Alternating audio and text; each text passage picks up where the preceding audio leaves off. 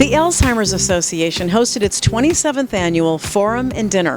Nearly 1,000 dedicated advocates took the fight against Alzheimer's to Capitol Hill at the 2015 Alzheimer's Association Advocacy Forum.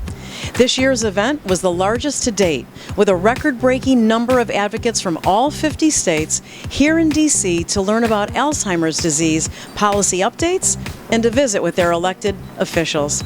At the National Alzheimer's Dinner, leaders working to end Alzheimer's were honored for their efforts, and attendees celebrated advances made in the fight against the disease. A highlight of the festivities was MC Wolf Blitzer, CNN's lead political anchor and the host of The Situation Room with Wolf Blitzer.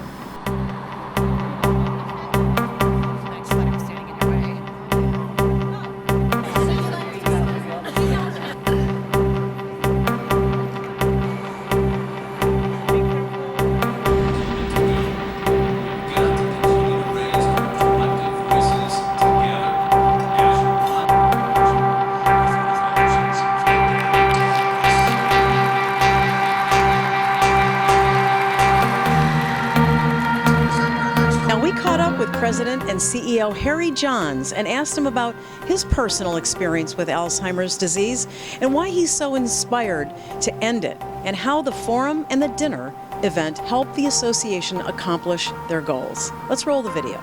The Alzheimer's Association started in about 1980. Jerry Stone, who was a Chicagoan, had a wife who had a diagnosis of Alzheimer's at younger onset, and he got together with 7 local chapter kinds of organizations around the country who were doing caregiver support. And they ultimately came together to form what we now know as the Alzheimer's Association. It was very hard to see my mom, who was not a really very educated woman. She had a high school education, grew up in the river bottoms of the Wabash River during the Depression. So that high school education was probably more like a grade school education today, but she was bright and she was tough. She was a single mother. I always say people can judge on my brother whether or not she did a good job, but he's an executive and a good guy. She did a great job. It was hard to see her decline and the difficulties that she faced, and the same is now true for my mother-in-law. Well, I've certainly learned that you have to kind of go with the disease, not only from what I've been told by the experts, but what I've seen personally. Don't argue. Go where they are, yes, and kind of approach to it, as Lisa Genova would say.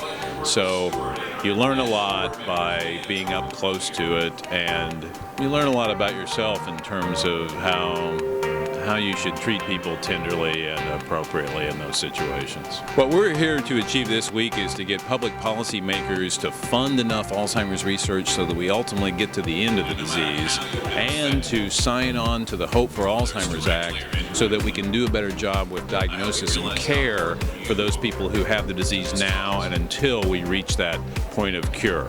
That's what we're here for this week. People can come to our website, alz.org, and you can find connections to all the kinds of programs we have and all the kinds of ways you can get involved with the association. And also you can reach us on the telephone 24 hours a day, 7 days a week, 365 days a year.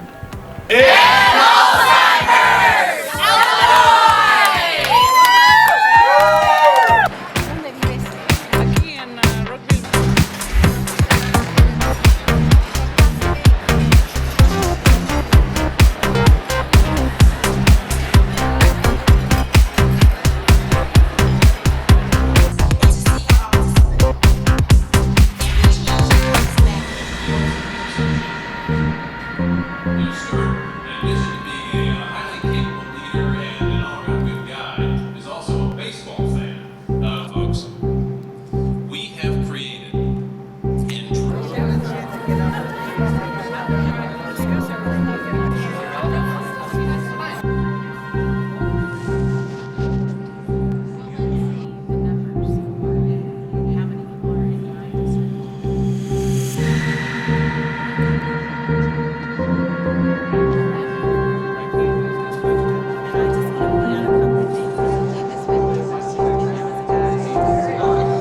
Henry Johns is an inspiration to us all. Since his arrival to the Alzheimer's Association, he's built a significant momentum for the cause through a number of innovative tactics. Behind every Alzheimer's diagnosed patient, there's a family member. We spoke to various advocates who are fighting the disease because of the loss of their loved one. People like Annie Broyer, Lucien Richardson, and Susan Young. We spoke to them about their fight against Alzheimer's and how the disease has impacted their lives. It impacted it greatly. My mother had it. I have 4 brothers and sisters, and it took our mother away. And she lived with it for 11 years. That, you know, she certainly had it before then, but it was masked because she kept doing all the things she knew to do. But once my father died, it was very apparent. Learned so much that you have to exercise, you have to stay active, you have to test yourself, but you also have to be aware. And, you know, I can spot people with Alzheimer's. I find people wandering, and I thought, I know who you are. And so, you know, you go and reunite them with other people because it makes you much more aware of everything around you.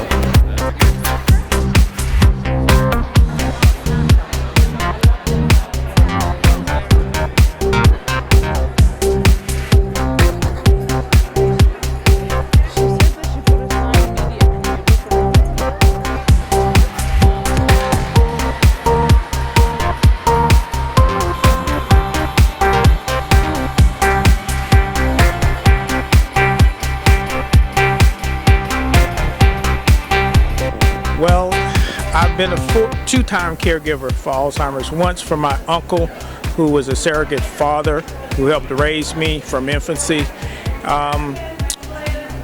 Had to return home and take care of him and my aunt.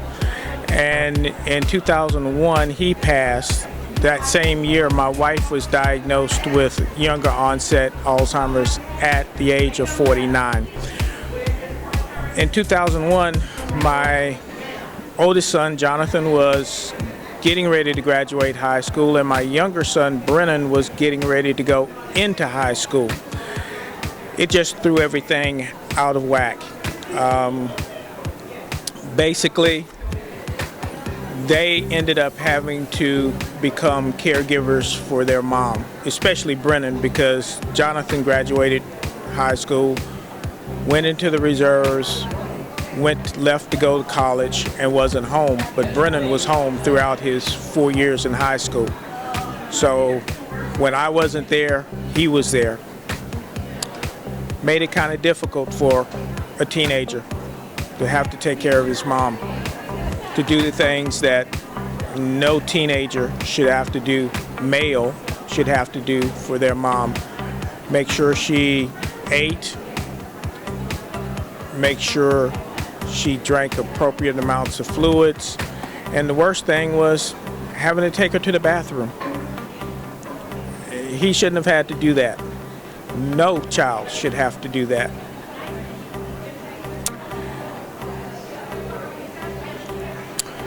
And in 2010, she passed at the age of 58. I don't have my wife, one. Number two, the reason I'm here is because I don't want to see anybody else's kids go through this.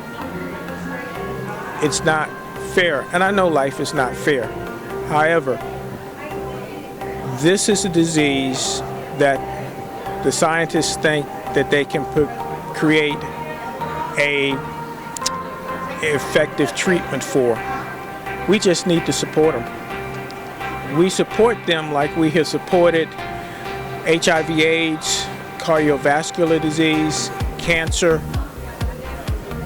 Where we have done that, we have seen death rates, mortality rates drop. Alzheimer's is the only disease in the top 10 leading causes of death that has had or is having an increase in mortality rates. More people are dying. We need to find a solution. And it's costing the federal government billions of dollars. And if we don't do anything that can find or do the research that will find an effective treatment, it's going to cost trillions. My mother had Alzheimer's, and her name was Josephine. So it changed my life dramatically because she was my best friend. And, you know, it actually ran in her family. Her sister and her father also had it. So it became my passion when I learned that music could help her, that it's something that I could do that she loved, that I loved, something that was familiar for her. I wanted to help her all I could, you know. She's my mom. Oh, it changed my life dramatically because my mom used to be my memory. You see, my memory was never terrific, and she's the one that spoke 5 languages. So when she stopped with, you know, being able to communicate so well, she did communicate till she passed away. It was important that, you know, I learned that I had to be her memory and that I had to try to put it together. I'm sorry. I loved her so much, and trying to help her do regular bathing and dressing and, you know, being patient. You know, one of the things that they do is ask the same question over and over, maybe 30 times a day, and you still have to find that patience in yourself to be able to deal with that. And it really takes almost like 2 or 3 people to handle one person, but she was had such a big heart. It was easy to love her and easy to help her. So we did, you know, everything together, and it takes the caregiver a long time to do all these things. It takes a lot out of them, but for my mom, you know, my mom was super special. People would say, Susan, I have a great mom, but your mom is an angel. I'm here to try to help. I'm here to be an advocate and to tell my mom's story. Lots of people are looking for solutions of how to help a loved one. And I just want to offer one little one thing that helped my mother and her situation. So that's why I'm here. I'm here to spread the word that this disease is growing. And if they don't get it, you know, it's going to be one of the biggest diseases we have, especially as the baby boomers grow of age. It's a very important, very, very important disease, and it's going to affect all of us because we're all caretakers. We all have to be. I'm very passionate about helping with this. Their love for those they lost to Alzheimer's is the reason why Annie, Lucien, and Susan, and over 1,000 advocates were present at the forum and the dinner. The Alzheimer's Association works on global, national, and local levels to enhance care and support for all those affected by Alzheimer's disease and related dementias. We hope you'll support the Alzheimer's Association, and don't forget to look for Inside Look TV online and social media, because we're everywhere for you. I'm your host, Jane Ruby. I'll be looking for you next time. We've got to continue to raise our collective voices together as one on behalf of all those affected by this disease. Now, to recognize one of those voices, I'd like to introduce the treasurer of the Alzheimer's Impact Movement, Bob Thomas. Bob is a former member of the National Alzheimer's Association. There are many courageous individuals who have a diagnosis or are a member of a family with a genetic version of the disease, along with so many of you who are family members and caregivers for your loved ones. Heartbreaking, that's tragic.